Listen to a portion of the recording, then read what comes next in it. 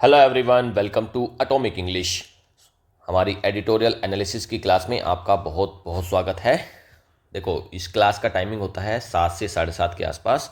आज ये क्लास थोड़ा सा लेट हो गई है due to some technical glitches. आज ये क्लास आपको लगभग 8 बजे के आसपास मिलेगी। इस क्लास के बेनिफिट्स मैं आपको बताता हूँ। देखो, जो वोकैब होती है ना, जो एडिटोरियल की वोकैब होती है, ये आपको क्लास के स्टार्टिंग में देखने को मिलती है। तो उससे आपको क्या होगा कि एडिटोरियल और अच्छे से समझ में आता है। ऑलराइट, और ये इतनी इंपॉर्टेंट वोकैब है कि एग्जाम में यही वोकैब एज इट इज़ आपको रखी हुई मिलती है। देन एडिटोरियल एनालिसिस यहाँ पर हो जाता है, जिससे आपका जो रीडिंग कॉम्प्रिहेंशन वाला पार्ट है ना, वो मजबूत हो जाएगा। आपको चीज़ें पढ़नी आ जाती हैं और फिर आप जो अनसीन पैसेज वाले टाइप के क्वेश्चंस होते हैं, उसका जो पैसेज आता है उसको आप अच्छे से समझ पाते हो और उसके फिर आंसर्स खुद से फाइंड कर पाते हो। एक रीडिंग हैबिट आपकी डेवलप हो जाती है। देन लास्ट में पैसेज के कुछ एमसीक्यूज रखता हूँ, जिससे आपको जो रियल जो होता है ना, जो पैसेज आता है क्वेश्चन में, एग्जाम में जो पैसेज आता है, वहाँ क्या होता है, बच्चों से या तो पैसेज पढ़ा नहीं जाता है, और अगर पढ़ लेते हैं हार्डली तो फिर उनसे उसके आंसर्स नहीं फाइंड कर पाते वो। तो ये जो पैसेज के एमसीक्यूज लास्ट में करवाता हूँ, तो उसी पैटर्न पे रहते हैं जो एग्जाम में होते हैं। तो आप जब ये रीडिंग कॉम्प्रहेंशन हो जाएगा, आपको रीडिंग करना आ जाएगा उससे, एडिटोरियल एनालिसिस से, और उसके बाद जो पैसेज के एमसीक्यूज हैं वहाँ से आपको आंसर्स फाइंड करना आ जाएगा। और कुछ ग्रामर क्वेश्चंस भी रहते हैं, तो ग्रामर भी यहाँ से कवर हो जाती है। तो ये रीडिंग और ग्रामर दो पोर्शन यहाँ से, मेजर जो पोर्शन है वो कवर हो जाते हैं। और उसके अलावा जो वोकैब बचती है ना, तीन चीज़ें हैं ना, मेजर चीज़ें हैं तीन एग्जाम में: रीडिंग, ग्रामर और वोकैब। तो वोकैब के लिए 10 बजे, राइट 10 बजे डेली यहाँ पर स्पेशल वोकैब की क्लास आती है। तो वहाँ बहुत सारी चीज़ें डिटेल में हो जाती हैं भाई। वो बेस्ट क्लास है, उसको तो अगर आपने पढ़ लिया तो फिर आपको वोकैब की दिक्कत नहीं रहेगी। तो प्लेलिस्ट में देख लेना, अदरवाइज 10 बजे रोज़ यहाँ अपलोड होती है चैनल पर, वहाँ से आप देख लेना। उसके साथ ही मैं बता दूं ये बेनिफिशरीज कौन रहने वाले हैं इस क्लास के। देखो, वैसे तो क्लास सभी के लिए इंपॉर्टेंट है, जहाँ पर भी इंग्लिश का एग्जाम होता है, इंग्लिश सब्जेक्ट आता है जहाँ पर भी, तो वहाँ पर ये बहुत इंपॉर्टेंट हो जाती है ये क्लास। लेकिन उसके अलावा अगर एसएससी के जितने भी एस्पेरेंट्स हैं, जैसे कि सीजीएल की तैयारी कर रहे हैं बच्चे, सीपीओ, सीएचएसएल, स्टेनो, या फिर कोई भी एसएससी का एग्ज़ाम जहाँ पर इंग्लिश आती है, तो वहाँ पर ये बहुत ज़्यादा इंपॉर्टेंट क्लास है। बैंक एस्पेरेंट्स के लिए, डिफेंस जो एनडीए और सीडीएस की तैयारी करते हैं उनके लिए बहुत इंपॉर्टेंट है, और यूपीएससी एस्पेरेंट के लिए तो नो डाउट है ही ये बहुत इंपॉर्टेंट, क्योंकि एडिटोरियल एनालिसिस उन जो यूपीएससी स्टूडेंट्स होते हैं उनके लिए इतना इंपॉर्टेंट है कि आंसर राइटिंग में बहुत बड़ा रोल प्ले करता है, और एक नया थॉट प्रोसेस भी उनका पैदा हो जाता है इसके बाद। ठीक है जी। चैनल को अगर सब्सक्राइब नहीं करा है अभी तक तो चैनल को सब्सक्राइब कर लेंगे। और इस क्लास की पीडीएफ आपको मिल जाती है टेलीग्राम पर, वहाँ से डाउनलोड करें, लिंक डिस्क्रिप्शन में अवेलेबल है। ऑलराइट, आज थोड़ा लेट हो गए हैं तो इसलिए अब ज़्यादा देर न करते हो शुरू करते हैं क्लास को, और शुरुआत करते हैं इंपॉर्टेंट वर्ड से। पहला इंपॉर्टेंट वर्ड है इंटरेग्नम। इंटरेग्नम होता है एक नाउन, अंतराल को या फिर शासकीय शून्यता इसको बोलते हैं। एक ऐसा पीरियड है बिटवीन टू गवर्नमेंट्स, दो गवर्नमेंट्स के बीच का एक ऐसा पीरियड है जो खालीपन है, उसको बोलते हैं इंटरेग्नम। दो या फिर रूलर्स के या फिर दो फेजेस के बीच का जो टाइम होता है उसको बोलते हैं। The country experienced an interregnum before the newly elected leader took office. Country ने क्या एक्सपीरियंस करा है? एक इंटरेग्नम, एक अंतराल, before the newly elected leader took office. कि भाई जब तक, देखो क्या होता है ना, दो इलेक्शन होते हैं, एक एक्स सीएम है, जैसे एक्स पीएम है मान लो, सपोज करो कोई प्राइम, एक इलेक्शन हुए जनरल इलेक्शन लोकसभा के, एक एक्स पीएम है और एक जो है अभी प्रेजेंट पीएम है। तो इलेक्शन तो हो गए हैं, लेकिन अभी क्या है कि नए वाले का अपॉइंटमेंट नहीं हुआ है, जो प्रेजेंट है ना उसका अपॉइंटमेंट नहीं हुआ है। तो उस बीच का जो ये टाइम रहेगा, इसी को बोलते हैं इंटरेग्नम। गैप को बोल देते हैं, इंटरवल को बोल देते हैं, और हायाटस को बोल देते हैं। तो ये तीन इसके सिनोनिम्स हो जाते हैं। हायाटस को मार्क करो। अच्छा, एक तरफ तो अंतराल है, बीच में गैप आ रहा है, लेकिन दूसरी तरफ कंटिन्यूएशन में है, लगातार चल रही हैं। परमानेंस है और स्टेबिलिटी है, मतलब कुछ भी गड़बड़ा, कोई भी चीज़ गड़बड़ाई नहीं है, स्टेबल है, बिल्कुल स्टेबिलिटी। तो तीनों इसके एंटोनिम्स हो जाते हैं, कंटिन्यूएशन, परमानेंस और स्टेबिलिटी। Next, elevate. एलिवेट होता है एक वर्ब। एलिवेट का मतलब होता है ऊंचा उठाना, पदोन्नति देना, मतलब रेज करना किसी चीज को, लिफ्ट करना टू अ हायर पोजीशन और स्टेटस। किसी ऊंची पोजीशन पर, किसी ऊंचे स्टेटस पर किसी चीज को उठा देना, उसको बोलते हैं एलिवेट करना। Hard work and dedication can elevate a person to great heights. देखो, जो हार्ड वर्क, कठिन जो परिश्रम होता है, और डेडिकेशन, कैन एलिवेट, वो उठा सकता है, बढ़ा सकता है अ पर्सन, एक पर्सन को, टू ग्रेट हाइट्स, ऊंची ऊंचाइयों पर, एक महान ऊंचाइयों पर। प्रमोट, प्रमोट करेगा। एलिवेट मतलब प्रमोट करना। अपलिफ्ट, अपलिफ्ट का भी होता है ऊंचा उठाना। और बूस्ट करना, ठीक है, बूस्ट करना मतलब बढ़ावा देना किसी चीज़ को। तो तीनों इसके सिनोनिम्स हो जाते हैं, प्रोमोट, अपलिफ्ट और बूस्ट। अपलिफ्ट अच्छा वर्ड, इसमें मार्क कर लो इसको। अच्छा, एक तरफ तो चीज़ें बढ़ा रही हैं, उठा रहे हैं, है ना, उसको बूस्ट कर रहे हैं, लेकिन दूसरी तरफ लोअर, कम करा जा रहा है, डिमोट करा जा रहा है। प्रमोट का उल्टा हो गया ना डिमोट, और डिग्रेड करा जा रहा है, उसको कम करा जा रहा है। तीन इसके एंटोनिम्स हो जाते हैं, लोअर, डिमोट और डिग्रेड। डिग्रेड को मार्क कर लो। हेल्म, अगला वर्ड है हेल्म। नाउन भी होता है, वर्ब भी होता है। इसका मतलब होता है नेतृत्व या फिर नियंत्रण, कंट्रोल किसी चीज़ का। पोजीशन ऑफ लीडरशिप और कंट्रोल, टू टेक चार्ज, वही है कि नेतृत्व में है, नियंत्रण में है चीज़ें, तो उसको बोलते हैं helm. After years of experience, सालों के अनुभव के बाद, he finally took the helm of the company, उसने क्या लिया है, हेल्म मतलब कंट्रोल लिया है कंपनी का। तो लीडरशिप लेना, कमांड, कमांड होना और कंट्रोल होना, तीनों इसके क्या हो जाते हैं, सिनोनिम्स। अच्छा, एक तरफ तो कंट्रोल करा जा रहा है, भाई कंट्रोल कौन करता है, जो टॉप पर बैठता है वही तो कंट्रोल करेगा, लीडर जो हो जाएगा, जो कमांड कर रहा है आज की तारीख में। लेकिन दूसरी तरफ सबऑर्डिनेशन हो रहा है, निचले स्तर पर काम हो रहा है। सबमिशन मतलब आपको सबमिट कर, अच्छा सबमिट कौन करता है, जो लोअर होता है वही तो सबमिट करता है। तो कंट्रोल अगर किसी का है वो तो सबमिट नहीं करेगा। तो सबमिशन हो रहा है मतलब आप नीचे काम कर रहे हो, और इन्फीरियोरिटी है, आप सुपीरियर नहीं हो, आप इन्फीरियर हो, नीचे हो आप। थ्रस्ट, अगला वर्ड है थ्रस्ट। नाउन भी होता है और वर्ब भी होता है। थ्रस्ट का मतलब होता है जोर देना, जोर, बल या फिर धक्का देना, है ना, जोर देना किसी चीज़ पर, बल देना, उसी को बोलते हैं थ्रस्ट करना। अ स्ट्रॉन्ग पुश और drive, to forcefully push forward, आगे धक्का दे देना, जोर दे देना, बल देना, उसको बोलते हैं thrust. The main thrust of the argument was to ensure fair elections, जो मेन थ्रस्ट था, जो मेन बल था, जो मेन जोर था आर्ग्यूमेंट का, बहस का, तो क्या था, was to ensure fair elections, कि भाई फेयर इलेक्शंस करे जाएं, ये जोर दे दिया जा रहा था आर्ग्यूमेंट में। ड्राइव या फिर फोर्स या फिर पुश होना, तीन सिनोनिम्स हो जाते हैं, ड्राइव, फोर्स या फिर पुश। अच्छा, एक तरफ तो हो गया भाई जोर दे रहे हैं, धक्का दे रहे हैं, लेकिन दूसरी तरफ पुल कर रहे हो, खींच रहे हो, आप पुश नहीं कर रहे हो, फिर पुल कर रहे हो, खींच रहे हो। विड्रॉल हो रहा है, उसको बाहर निकाला जा रहा है, चीज़ों को रिट्रीट कर रहे हैं, रिट्रीट मार्क करो इसमें। अगला है भाई साहब इंसुलेटेड। इंसुलेटेड होता है एडजेक्टिव, सुरक्षित या फिर अलग किया हुआ, उसी को बोलते हैं insulated. Protected from external influence और हार्म, कोई चीज़ प्रोटेक्ट है ना, सुरक्षित है किसी बाहर के इन्फ्लुएंस से या फिर नुकसान होने से प्रोटेक्ट है वो, उसको कोई दिक्कत नहीं आएगी, इंसुलेटेड है। द जजेस must remain insulated from political pressure, जजेस को कैसा रहना चाहिए, इंसुलेटेड रहना चाहिए, सेफ रहना चाहिए, प्रोटेक्टेड रहना चाहिए from political pressure, political pressure से। आइसोलेटेड, शील्डेड और प्रोटेक्टेड, तो आइसोलेटेड मतलब एकांत में अलग रहना चाहिए, बिल्कुल सुरक्षित। शील्डेड, शील्डेड क्या होता है, देखो शील्ड होती है ना, शील्ड क्या होती है, ढाल को बोलते हैं ना शील्ड।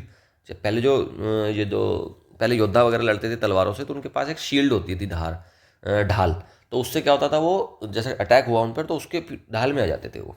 तो शील्ड वही है, शील्डेड, मार्क कर लो ना इसको, बढ़िया वर्ड है। और प्रोटेक्टेड, अच्छा एक तरफ तो सुरक्षित है, अलग किया हुआ है मतलब सेफ है, दूसरी तरफ एक्सपोज्ड है, भाई सबके सामने आ गई हैं चीज़ें, अनप्रोटेक्टेड है, उसकी कोई अभी सुरक्षित नहीं है वो, और ओपन है, भाई ओपन है तो फिर वो खतरे में है ना फिर तो इंसुलेटेड मतलब आइसोलेटेड, शील्डेड, प्रोटेक्टेड, और इसका उल्टा एक्सपोज्ड, अनप्रोटेक्टेड और ओपन। Next, vested. वेस्टेड का मतलब ये होता है एडजेक्टिव, इसका हिंदी में मीनिंग होता है भाई प्रदत्त या फिर निहित। इंग्लिश में देख लेते हैं, अभी आ जाएगा समझ में। सिक्योर्ड और असाइंड बाय लॉ, राइट्स और अथॉरिटी, कोई चीज़ सिक्योर्ड करी गई है, असाइन है लॉ के द्वारा, कानून के द्वारा, तो वही उसको बोलते हैं vested. The power to make decisions is vested, निहित है। The power to make decision, जो डिसीजन लेने की जो पावर है ना, वो वेस्टेड है, मतलब वेस्टेड होना, किसी चीज़ के अंदर होना, है ना, वेस्टेड मतलब किसी चीज़ के अंदर होना। तो जो power to make decision, decision बनाने की जो पावर है ना, वो किस में वेस्टेड है, किसके अंदर है, इन द प्रेसिडेंट, प्रेसिडेंट में है वो।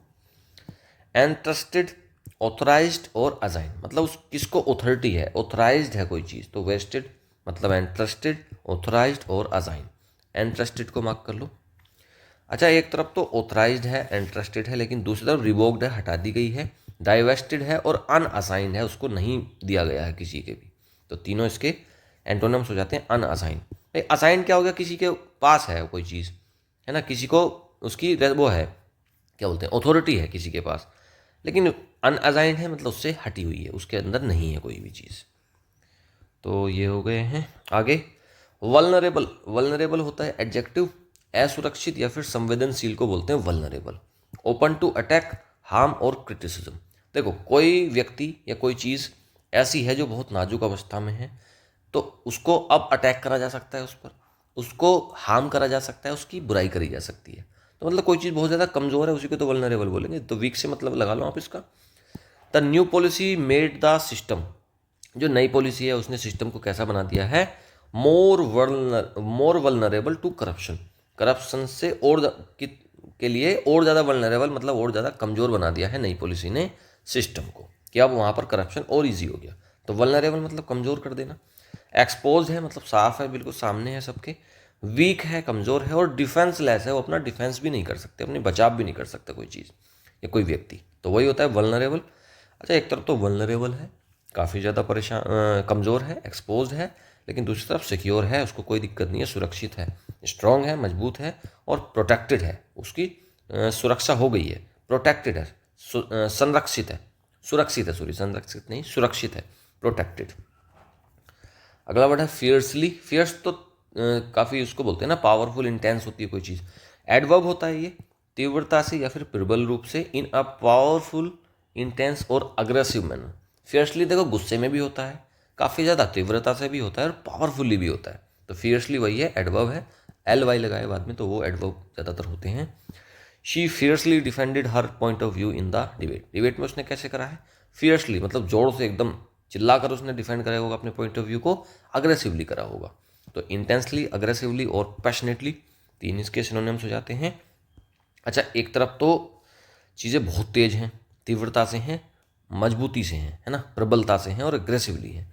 दूसरी तरफ माइल्डली, हल्के से हैं, वीकली, कमजोरी के साथ है, और जेंटली, साधारण रूप से हैं। ठीक है, जेंटली। तो तीनों इसके एंटोनिम्स हो जाते हैं, माइल्डली, वीकली और जेंटली। इंटेंसली मार्क करो इसमें से, ठीक है ये भी।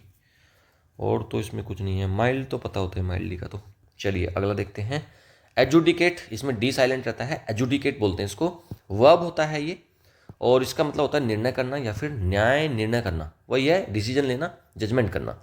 To make a formal judgement और डिसीजन। तो कौन करता है एजुकेट, जज करता है। The Supreme Court, court will adjudicate, court, Supreme Court क्या करेगी, एजुडिकेट करेगी, निर्णय लेगी किस चीज़ में, the matter next week, matter को अगले हफ्ते सुप्रीम कोर्ट क्या करेगा, एजुडिकेट करेगा, मतलब उसमें फैसला सुनाएगा। जज करना, डिसाइड करना और सेटल करना, तीन इसके सिनोनिम्स हो जाते हैं।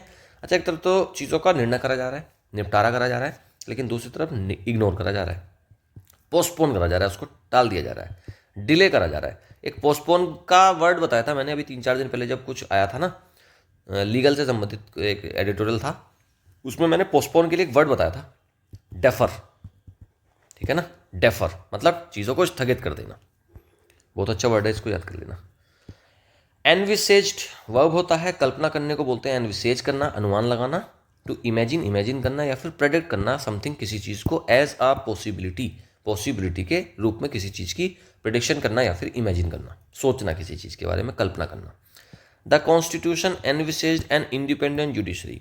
कॉन्स्टिट्यूशन क्या अनुमान लगाता है या क्या कल्पना करता है, क्या इमेजिन करता है, एक इंडिपेंडेंट जुडिशरी की। जुडिशरी होती है न्याय, जो व्यवस्था होती है हमारी, उसको बोलते हैं जुडिशरी, न्यायपालिका। 4C मतलब पहले देखो, 4C, 4 जहाँ पर भी आपको मिलेगा ना FORE लिखा हुआ, तो ये इससे मतलब है फ्यूचर से। तो 4C, 4 मतलब फ्यूचर, C मतलब देख लेना, तो मतलब पहले से अगर आपने कोई चीज़ देख ली, प्रिडिक्शन हो गई, तो उसको बोलते हैं 4C कर देना, भविष्य को देख लेना। देखते हैं क्या, अनुमान ही लगाया जाता है ना। प्रेडिक्ट, प्रेडिक्ट करना, बताना उसके बारे में, और इमेजिन कर लेना, तीनों इसके हो जाते हैं सिनोनिम्स। मार्क करो इसको, 4C को, और प्रेडिक्ट को भी करो, दोनों मार्क करो ये, 4C और प्रेडिक्ट। ठीक है जी, मतलब फ्यूचर की बारे में अनुमान लगाना, कल्पना करना। अच्छा एक तरफ तो चीज़ों को 4C करा जा रहा है, एनविसेज करा जा रहा है, कल्पना करी जा रही है, लेकिन दूसरी तरफ इग्नोर कर रहे हैं, डिसरिगार्ड कर रहे हैं और ओवरलुक, नज़रअंदाज कर दे रहे हैं, उसके बारे में कुछ नहीं सोच रहे हम फ्यूचर के बारे में। तो तीनों इसके एंटोनिम्स हो जाते हैं, इग्नोर, डिसरिगार्ड और ओवरलुक करना। चलिए कंप्लीट हो गए हैं ये सारे वर्ड्स। अब हम देखेंगे आज का एडिटोरियल एनालिसिस। टाइटल है time and timing on the CEC selection process. CEC chief election commissioner, उसका जो सिलेक्शन प्रोसेस है उसके ऊपर आज का एडिटोरियल बेस्ड है। The validity of the CEC selection process needs early adjudication. जो वैलिडिटी है ना, जो सीईसी सिलेक्शन प्रोसेस के ऊपर जो वैलिडिटी है, जो सवाल उठ रहे हैं कि ये वैलिड भी है या नहीं है, तो वो नीड्स अर्ली एडजुडिकेशन। उसमें क्या चाहिए? अर्ली, अर्ली मतलब पहले ही, एडजुडिकेशन मतलब डिसीजन को बोलते हैं ना, जजमेंट को। एडजुडिकेशन अभी वर्ड्स में पढ़ा है, तो उसमें क्या है कि जल्दी निर्णय चाहिए, उसके ऊपर बेस्ड है आज का एडिटोरियल। चलिए पढ़ते हैं, काफ़ी मजा आएगा पढ़ने में, काफ़ी कुछ सीखने को मिलेगा। वंस अगेन, एक बार और, the manner of appointment of the CEC chief election commissioner and election commissioner EC has become controversial with the government going ahead with the process laid down in its December 2023 law। देखो एक बार फिर से, जो manner of appointment, जिस तरीके से CEC chief election commissioner को appoint करा गया है, तो वो जो मैनर है, और इलेक्शन कमिश्नर को जो अपॉइंट करा गया है, तो वो बन गया है एक कंट्रोवर्शियल, मतलब काफ़ी ज़्यादा मुद्दा सनसनी बन गया है। With the government going ahead with the process laid down in its December 2023। तो जो 2023 दिसंबर की लॉ है, उसमें जो सरकार ने एक प्रोसेस बनाया था कि भाई उस तरीके से हम अपॉइंटमेंट करेंगे सीईसी का, चीफ इलेक्शन कमिश्नर का, और इलेक्शन कमिश्नर का, तो फिर वो मुद्दा बन गया है controversial, which is under challenge before the Supreme court. और उसको करा गया है challenge under before supreme court. Supreme court के सामने उसको कर दिया गया है, इस प्रोसेस को चैलेंज। लास्ट वीक, पिछले हफ्ते, the court had deferred the hearing to February 19। तो कोर्ट ने क्या कर दिया है? डेफर कर दिया। डेफर मैंने बताया था कि भाई उसको टाल दिया गया है, तो कोर्ट ने कर दिया है defer the hearing to February 19। तो 19 फरवरी के लिए स्थगित कर दिया है। अब मैटर को 19 फरवरी को सुना जाएगा। While observing that if there was any development in the interregnum it would meet the consequences of a subsequent decision on the validity of the act. तो उन्होंने क्या, सुप्रीम कोर्ट ने क्या ऑब्जर्व करते हुए इसको टाला है कि भाई साहब, it would meet the consequences of a subsequent decision on the validity of the act. कि ये क्या करेंगे, कहाँ पे थे यार हम? Last week the court had deferred the, इसको कर दिया वाइल ऑब्जर्व करते हुए that if there was any development in the interregnum, कि अगर वहाँ पर ये जो बीच में जो इंटरेग्नम है ना, जो दो, जैसे एक चीफ इलेक्शन कमिश्नर था पहला वाला, और जो नया आएगा, उसके बीच का जो भी अंतराल है, उसके बीच में अगर कोई भी डेवलपमेंट होती है, it would meet the consequences of a subsequent decision. तो इससे क्या होगा? इसमें परिणाम झेलने पड़ेंगे of a subsequent decision on the validity of the act. जो एक्ट की वैलिडिटी है, अगर उसमें कुछ गड़बड़ी है तो इसके परिणाम झेलने पड़ेंगे। Ignoring a request from the leader of the opposition. देखो, इग्नोरिंग द रिक्वेस्ट को इग्नोर करते हुए leader of opposition Rahul Gandhi की, द पैनल एलिवेटेड। अब पैनल ने क्या काम करा है? चीज़ों को बढ़ाया है। Gyanesh Kumar as the CEC, और ज्ञानेश कुमार को बना दिया है chief election commissioner, Rahul Gandhi leader of opposition की रिक्वेस्ट को इग्नोर करते हुए। And inducted Vivek Joshi as the third member, और विवेक जोशी को बना दिया है third member, following the retirement of CEC Rajiv Kumar CEC जो पहले थे, उनका रिटायरमेंट हो गया है। उसके बाद अब ज्ञानेश कुमार को नया सीईसी बना दिया, और विवेक जोशी को बना दिया third member. The question is whether the Act of 2023 goes against a 2022 Constitution bench verdict that put in place a committee comprising the Prime Minister, Leader of Opposition, and Chief Justice of India to select the persons to helm the Election Commission of India (ECI)। देखो, एक जो question है कि जो act है ना 2023 का, goes against आ 2023 constitution bench verdict. ये जो 2023 का जो एक्ट है, क्या ये 2022 कॉन्स्टिट्यूशन बेंच का जो वर्डिक्ट आया था तो उसके खिलाफ है क्या? और 2022 का क्या वर्डिक्ट था? That put in place a committee, जिसने एक कमिटी बनाई थी। 2022 का जो जिसका कमीशन बेंच का जो कॉन्स्टिट्यूशन बेंच का जो वर्डिक्ट था, उसने एक कमिटी बनाई थी जिसके अंदर प्राइम मिनिस्टर थे, लीडर ऑफ अपोजिशन था, और चीफ जस्टिस ऑफ इंडिया थे, टू सेलेक्ट द पर्सन, जो कि सेलेक्ट करेंगे, किसको सेलेक्ट करेंगे? उस पर्सन को, उन पर्सन्स को सेलेक्ट करेंगे to helm the election commission of India, जो हेल्म करेंगे मतलब कंट्रोल करेंगे Election commission of India ECI को। The act however includes a union minister in the committee instead of the CGI. और बाद में क्या हुआ था कि इसमें जो एक्ट है ना, इसमें एक यूनियन मिनिस्टर को भी सीजीआई के जगह पर कर दिया था। तो बाद में सीजीआई को हटाकर कर दिया गया था एक यूनियन मिनिस्टर। तो अब तीन रह गए, एक प्राइम मिनिस्टर रह गया, एक लीडर ऑफ अपोजिशन रह गया, और एक रह गया क्या लास्ट में कौन है, यूनियन मिनिस्टर। तो पहले सीजीआई था, अब यूनियन मिनिस्टर हो गया। The government argues that the court's panel was only an ad hoc measure until parliament came forward with its own law. Government क्या आर्ग्यू करती है, गवर्नमेंट बताती है कि भाई साहब ये जो कोर्ट का पैनल था ना, वॉज ओनली एन एड होक, मतलब टेम्परेरी मेजर था, until parliament came forward with its own law, कि जब तक पार्लियामेंट अपना खुद का कोई कानून ना बना दे तब तक ये बस एड होक बेसिस पर चीज़ें चल रही थी। एक मेजर कैसा था, टेम्परेरी था, as required in the constitution, जो कि कॉन्स्टिट्यूशन में जिसकी ज़रूरत थी। The petitioners maintain that the thrust of 2022 judgement is that the appointment process should be insulated from executive interference so that its functioning will be truly independent। Petitioner जिन्होंने case डाला है वो क्या कह रहे हैं, मेंटेन द थ्रस्ट, वो एक थ्रस्ट बनाकर रख रहे हैं। थ्रस्ट क्या होता है भाई, थ्रस्ट का मतलब होता है कि जोड़ देना, है ना। तो वो इन चीज़ों पर जोड़ दे रहे हैं कि जो 2022 का जो जजमेंट है ना, वो ये है कि appointment process should be insulated. तो अपॉइंटमेंट जो प्रोसेस है उसको इंसुलेट करा जाएगा, सेफ करा जाएगा, उसको सिक्योर करा जाएगा फ्रॉम एग्जीक्यूटिव इन्फ्लुएंस। एग्जीक्यूटिव कौन होता है, जो सरकार है ना, गवर्नमेंट, उसको बोलते हैं एग्जीक्यूटिव इन्फ्लुएंस से उसको इंसुलेट करा जाएगा, फ्री रखा जाएगा, सो दैट, ताकि it's functioning will be truly independent, जिससे कि जो इलेक्शन कमीशन की जो फंक्शनिंग है ना, वो काफ़ी ज़्यादा इंडिपेंडेंट रहे, हकीकत में वो ट्रूली इंडिपेंडेंट रहे, स्वतंत्र रहे। अब देखो 2-1 की हो रहा है ना, फिर तो भाई एक तो प्राइम मिनिस्टर हैं उसमें, और दूसरा यूनियन मिनिस्टर हैं, तो गवर्नमेंट के तो दो लोग हो गए उसमें, और लीडर ऑफ अपोजिशन अकेला है। तो फिर तो इन्फ्लुएंस, फिर जो वर्किंग गवर्नमेंट है, एग्जीक्यूटिव गवर्नमेंट है, तो फिर तो उसका हो जाता है ना उसमें फिर इन्फ्लुएंस। इसलिए whether the CGI should be part of the selection committee is debatable.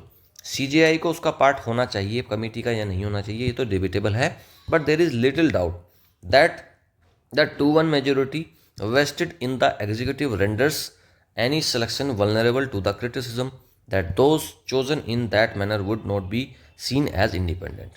तो भाई सीजीआई को तो चलो रखा जाए या ना रखा जाए वो तो डिबेटेबल है ना, वो तो उस पर बहस करी जा सकती है, but there is little doubt. लेकिन एक छोटा सा वहाँ पर डाउट ये है कि जो 2-1 की मेजोरिटी हो गई है ना, वेस्टेड इन द एग्जीक्यूटिव, जो गवर्नमेंट की 2-1 की वो हो गई है majority, renders any selection vulnerable to the criticism. तो इससे क्या हो गया कि जो सिलेक्शन है ना उसको कमज़ोर बना दिया है उसने, और ये क्रिटिसिज्म उसको झेलना पड़ेगा, that those chosen in that manner, कि इस तरीके से जो चुनकर आते हैं, जो चीफ आते हैं ये election commissioner, in the manner, और इस तरीके से जो ये चूज़ कर आ रहे हैं, सेलेक्ट करके आ रहे हैं, would not be seen as independent, इनको इंडिपेंडेंट आप देख ही नहीं सकते, ये स्वतंत्र आप इनको मान ही नहीं सकते। The BJP-led government has been making appointments in the midst of court hearings। BJP की जो गवर्नमेंट है वो अपॉइंटमेंट कर रही है in the midst of court hearings, court hearings भी चल रही हैं, और इसी बीच में बीजेपी गवर्नमेंट कर रही है इन सभी का appointment. The court has been declining to interfere in time, leading to such appointment becoming a fait accompli. Court क्या कर रही है, कोर्ट डिक्लाइन कर रही है इस टाइप के मुद्दों को इंटरफेयर करने का, टाइम से इंटरफेयर करने के लिए कोर्ट कर रही है। कोर्ट मतलब कौन, सुप्रीम कोर्ट। तो सुप्रीम कोर्ट डिक्लाइन कर रहा है कि भाई अभी मतलब चीज़ों को टाइम पे एड्रेस नहीं करा जा रहा है, लीडिंग टू सच अपॉइंटमेंट, और इस तरीके के जो अपॉइंटमेंट्स है ये क्या बनते जा रहे हैं, एक फेट जो फेट और अकम्पली दो वर्ड से बना है ना, फेट अकम्पली। फेट अकम्पली क्या चीज़ होती है, ये इंग्लिश में थोड़ा सा अलग है, ये एक टाइप से दो वर्ड्स को मिलकर बन जाता है ना ये। इसका मतलब होता है कोई एक ऐसी चीज़ है जो पहले से ही मतलब हो चुकी है, लेकिन उसको अब चेंज नहीं करा जा सकता, अनचेंजेबल कोई चीज़ होती है, उसको बोलते हैं fait accompli. The government had appointed Arun Goyal as EC in 2022। 2022 में अरुण गोयल को सरकार ने बनाया था election commissioner in the middle of the constitution bench hearing. और कब बनाया था, जब कॉन्स्टिट्यूशन बेंच में हियरिंग चल रही थी, उस दौरान इन्होंने अरुण गोयल को इलेक्शन कमिश्नर बना दिया था। एंड 2 ECs और 2 EC इलेक्शन कमिश्नर बनाए थे मार्च 2024 में in the run up to the general election to replace mister Goyal. और मिस्टर गोयल की जगह पर 2 इलेक्शन कमिश्नर मार्च 2024 में बनाए थे। जनरल इलेक्शन से पहले, जब जनरल इलेक्शन चल रहे थे उसी दौरान। हु हैड रिजाइन, जिन्होंने रिजाइन दे दिया, एंड अनदर ईसी, और एक दूसरा election commissioner who had retired. तो ये सब रिटायर भी हो गए हैं। Few will disagree that the public perception of the ECI as a fearless and fiercely independent institution has been on the decline. बहुत कम लोग डिसएग्री करेंगे कि जो पब्लिक परसेप्शन है ना, जो पब्लिक का नज़रिया है of the ECI, election commission of India को लेकर, as a fearless and fiercely independent institution, कि भाई जो ECI को कैसे देखती है पब्लिक, एक फियरलेस है, उस पर किसी का जोर दबाव नहीं चलता, किसी के इन्फ्लुएंस में काम नहीं करता ECI, और फियर्सली इंडिपेंडेंट इंस्टीट्यूशन है, has been on the decline. तो इस तरीके के अपॉइंटमेंट्स अगर हो रहे हैं तो फिर उससे उसकी जो इमेज है वो डिक्लाइन कर रही है। If elections are to be seen as free and fair by the whole electorate and not merely followers of the winners, the court should not delay this matter as any further। अगर elections को देखना है बिल्कुल free और fair by the whole electorate, पूरी जितने भी लोग जो भी इलेक्शन को कंटेस्ट कर रहे हैं उन, अगर आपको देखना है कि इसको बिल्कुल फ्री और फेयर करा जाए, and not merely followers of the winner, और केवल विनर्स के जो फॉलोअर्स होते हैं उनके नज़रिए से ना देखा जाए, एक जनरल व्यू में देखा जाए, तो court should not delay this matter any further. तो कोर्ट को इस मैटर को अब और ज़्यादा नहीं टालना चाहिए। It has to adjudicate, it किसके लिए आ गया भाई, इट आ गया है उसके सुप्रीम कोर्ट के लिए।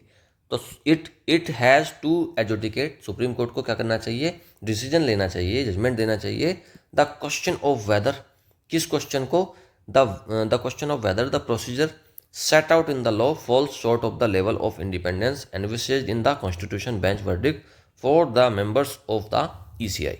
भाई गवर्नमेंट इसको, सुप्रीम कोर्ट को क्या करना चाहिए, एडजुडिकेट करना चाहिए क्वेश्चन, कि भाई जो ये प्रोसीजर है ना, जो कि लॉ के अंदर ये प्रोसीजर है इसके अपॉइंटमेंट का, फॉल्स शॉर्ट, कि भाई ये कम मतलब खरा नहीं होता था किस चीज़ पर, of the level of independence, की जो स्वतंत्रता थी ना ECI कमिश्नर की, जो इलेक्शन कमीशन की जो इंडिपेंडेंस थी, वो भाई साहब अब कहीं ना कहीं कम हो रही है, envisaged in the constitution bench verdict for the members of the ECI।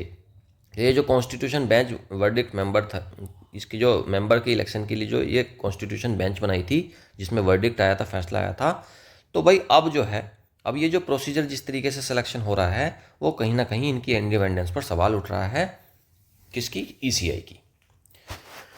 MCQs देखते हैं भाई साहब आगे। MCQs पहला देखो, Why has the appointment of the chief election commissioner and election commissioners become controversial? Controversial क्यों हो गया ये? गवर्नमेंट ने इग्नोर कर दिया सुप्रीम कोर्ट के डायरेक्टिव एंड अपॉइंटमेंट्स, ऐसा तो कुछ ऐसा नहीं आया। The appointment was delayed due to political, नहीं डिले नहीं हुआ। Election commission rejected the new members, election commissioner ने रिजेक्ट तो नहीं आया है। द अपॉइंटमेंट लैक, ऐसे नहीं भी नहीं, पहला वाला ही है, जो ये गवर्नमेंट है ना, इसने इग्नोर करा है सुप्रीम कोर्ट की डायरेक्टिव्स को ऑन अपॉइंटमेंट, की जो अपॉइंटमेंट की जो डायरेक्टिव थे, उसके जो निर्देश थे सुप्रीम कोर्ट के, उसको इग्नोर करा गया है। चलिए आगे देखते हैं। What is the primary objection raised against 2023 act regarding the selection committee? It excludes prime minister from the selection process, नहीं प्राइम मिनिस्टर तो अभी भी है। इट गिव्स एग्जीक्यूटिव 2-1 की मेजोरिटी, हाँ ये है। देखो प्राइमरी ऑब्जेक्शन क्या है कि भाई 2-1 की मेजोरिटी दे रहा है, बी ऑप्शन करेक्ट हो जाएगा। जुडिशरी को तो कंट्रोल ही नहीं दे रहा है, एलिमिनेट कर रहा है role of parliament in selecting, नहीं ये बी ऑप्शन करेक्ट हो जाएगा। It gives the executive, executive मतलब गवर्नमेंट को, वर्किंग गवर्नमेंट को, आ 2-1 मेजोरिटी, 2-1 की मेजोरिटी इन अपॉइंटमेंट। तीसरा देखिए, तीसरा है why does the editorial argue that the Supreme court should act quickly on this matter. Editorial argue क्यों कर रहा है कि सुप्रीम कोर्ट को एक्ट करना चाहिए जल्दी से इस मैटर पर, to prevent further government interference in the elections, इसको नहीं, to ensure the election commission remains fully functional, ये एंश्योर करना चाहिए जिससे कि इलेक्शन कमीशन फुल्ली फंक्शनल हो जाए, जल्दी नहीं, ये तो ऐसा कुछ नहीं है। To stop appointments from becoming irreversible faits accompli, हाँ ये है ना, सी ऑप्शन हो जाएगा भाई। ये वो करना चाहिए कि जो अपॉइंटमेंट्स हो रहे हैं ना, ये फेट्स अकम्प्लिश ना हो जाएं, कि भाई जिनको टाला ना जा सके, फिर तो इरिवर्सिबल ना हो जाएंगे, तो यही ऑप्शन करेक्ट हो जाएगा C. Identify the part of speech. Part of speech बतानी है, ग्रामर के क्वेश्चंस आ गए हैं। Supreme Court had postpone, postpone की बता दो भाई। भाई हैड के साथ आ रहा है ना, तो हैड के साथ हैड क्या है, हेल्पिंग वर्ब है, और फिर ये क्या हो गया, फिर मेन वर्ब है, तो वर्ब है, B option correct. Subject verb agreement का एरर है, बताइएगा। देखो इसमें है the appointment, the court has postpone the hearing, court है और हैज़ है, सब्जेक्ट वर्ब का है ना, तो सब्जेक्ट को देख लो, वर्ब को देख लो। द कोर्ट हैज़, ठीक है यार ये तो। The appointments was, appointments was, appointment के साथ वॉज क्यों आ रहा है, वर आना चाहिए ना, बी ऑप्शन करेक्ट हो जाएगा। सब्जेक्ट वर्ब एग्रीमेंट का यही एरर है, बाकी सारे तो ठीक हैं। एक यही ऑप्शन ऐसा, ये क्वेश्चन ऐसा है जो गलत है। The appointments were made by the government. Panel, panel singular है, उसके साथ में इंक्लूड्स आ गया, ठीक है। सुप्रीम कोर्ट सिंगुलर है, उसके साथ में इज आ गया, ये भी ठीक है, ये भी ठीक है, और पहला भी ठीक है। बी ऑप्शन गलत है, यही हमारा आंसर हो जाएगा। चलिए आगे, वॉइस बदलना है। और the government appointed Gyanesh Kumar as the chief election commissioner. Government ने ज्ञानेश कुमार को चीफ इलेक्शन कमिश्नर बना दिया है। देखो ये जीके का भी क्वेश्चन हो गया आपका, ज्ञानेश कुमार को याद रख लो, ये चीफ इलेक्शन कमिश्नर बन गया है, आपकी करंट अफेयर्स तैयार हो गई। एक क्वेश्चन गवर्नमेंट ने अपॉइंट करा है, अपॉइंटेड। अब देखो यहाँ से लो, ज्ञानेश कुमार को लो, ज्ञानेश कुमार को शुरू में रखो, इसको काटो, ज्ञानेश कुमार को लो शुरू में, और इसको भी काटो। उसके बाद आते हैं अपॉइंट्स, सॉरी ये यहाँ पे नहीं ना, इसको हटाओ यार, यहाँ पर है अपॉइंटेड। अपॉइंटेड क्या होता है, वर्ब की सेकंड फॉर्म है, मतलब सिंपल पास्ट है। और सिंपल पास्ट को कैसे बनाते हैं हम, पैसिव, देखो वाज या फिर वर और प्लस वर्ब की थर्ड फॉर्म, वॉज या वर और वर्ब की थर्ड फॉर्म जहां पर मिल जाएगी वहीं पर इसका आंसर हमारा मिल जाएगा। ज्ञानेश कुमार अपॉइंट्स, काटो, गलत हो गया। सी ऑप्शन देखो, एक ही बचा ना अब तो, आंसर तो यही हो गया देखो, लेकिन आप उसको डिटेल में भी देख लो, वॉज भी आ गया और वर्ब की थर्ड फॉर्म भी आ गई। पढ़ो इसको, Gyanesh Kumar was appointed as the chief election commissioner by the government, तो यही ऑप्शन हमारा करेक्ट है। अरे बहुत सिंपल होता है यार, ये एक्टिव पैसिव और डायरेक्ट इनडायरेक्ट ना बच्चे उलझते हैं बिना बात के, बहुत सिंपल होता है। इसको ना मैं कराऊंगा, देखो जल्दी से इस पर एक सीरीज लेकर आएंगे हम, तो 2-4 वीडियो में खत्म करेंगे इसको। वॉइस और नरेशन तो एकदम उंगलियों पर हो जाएगी, आपकी फिंगर टिप्स पर, देखते हैं आप क्वेश्चन को सोल्व कर दिया करोगे, कोई दिक्कत नहीं आएगी उसमें। बाकी ग्रामर की सीरीज में तो सारा कुछ डिटेल में पढ़ेंगे ही हम, लाएंगे यार उसको, जल्दी लाएंगे। अभी थोड़ा सा टाइम नहीं मिल पा रहा है, मैं थोड़ा बिजी चल रहा हूँ, हैक्टिक शेड्यूल है ऑफिस में, तो करेंगे उसको जल्दी से। चलिए ये आज की क्लास तो, ये वाली तो एडिटोरियल वाली क्लास तो कंप्लीट हो गई है। अब मैं आपसे 10 बजे मिलूंगा, ठीक है, 10 बजे स्पेशल वोकैब क्लास में मिलूंगा, तो वहाँ पर चीज़ों को वोकैब को डिटेल में देखते हैं। चलिए आप इसको करिएगा और पीडीएफ डाउनलोड करके खुद से प्रैक्टिस करने की और खुद से पढ़ने की कोशिश ज़रूर करते रहें। जो इन क्लासेस को डेली लेगा, रेगुलर करेगा, और जो पीडीएफ को डेली खुद से पढ़ेगा, वो भाई साहब वो कुछ ही दिनों में कर जाएगा चीज़ों को, कुछ ही दिनों में सिलेक्शन ले जाएगा वो, ठीक है जी। चलिए thank you, have a nice day, good bye.